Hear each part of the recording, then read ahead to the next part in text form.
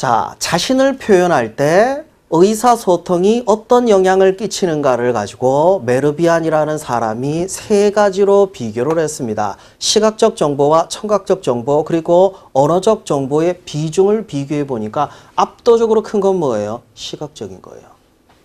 아니, 그래도 말 내용이 중요하지 않냐? 아니요. 내용이 겨우 7%야. 이게 무슨 말이냐면요. 이거예요. 여러분이 겉으로 보인 행동, 표정, 시선 여기서 여러분을 평가하는 게 훨씬 더 크다는 얘기예요. 예를 들어서 면접이 시작됩니다. 문을 열고 들어가겠죠.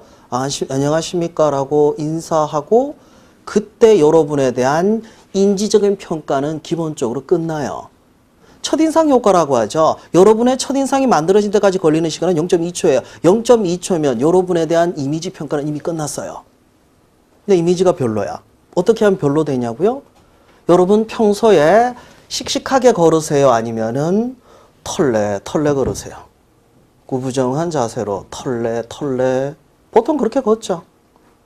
최근 일주일 이내에 공손하게 45도 이상 허리 숙여 인사해 보신 분 있어요? 아니잖아요. 집에서 나올 때 뭐라고 했어요? 갔다 올게요. 이거 있잖아요. 갑자기 인사하려고 하면요. 절대 공손하게 안 나와요. 제가 면접 코칭할 때 참 재밌는 걸 확인하는 게 씩씩하게 걷는 걸음 연습을 시키려고 뭘 시키냐면요. 이거 시켜요. 왼발. 이거 군대에서 했던 거 그거.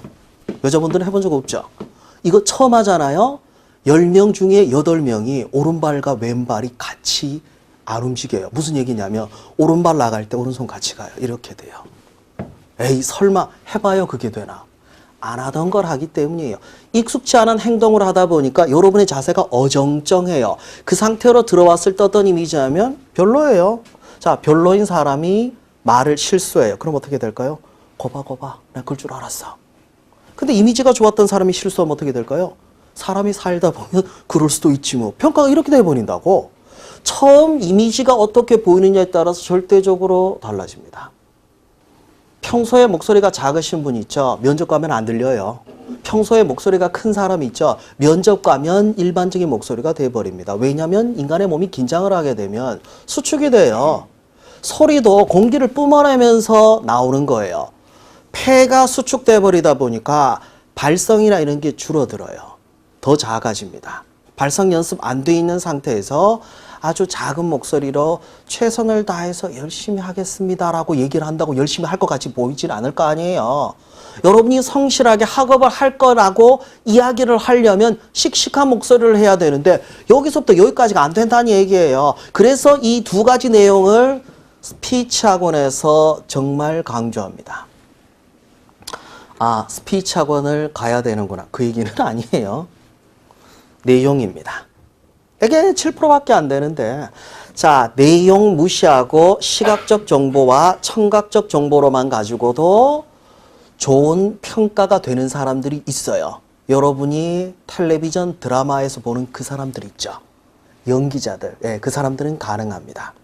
무슨 얘기냐면 이걸 알려면 연기 연습을 하는 게 맞아요. 이걸 알려면요. 발성 연습하는 게 맞아요. 근데 이것만 연습해서 내용에 대해서 의심이 안 들게 법에 대한 지식이 전혀 없더라도 변호사 연기를 기가 막히게 하는 사람은 연기력이 뛰어난 거예요. 그 사람은 변호사가 아니야. 그럼 뭐냐? 얘가 면접 돼야 돼요. 내용 정리가 여러분이 면접 때 질문을 받은 내용에 대해서 미리 정리가 되어 있으면은 이 연습이 가능한데 그게 안 돼 있는 상태에서 이 연습이 불가능합니다.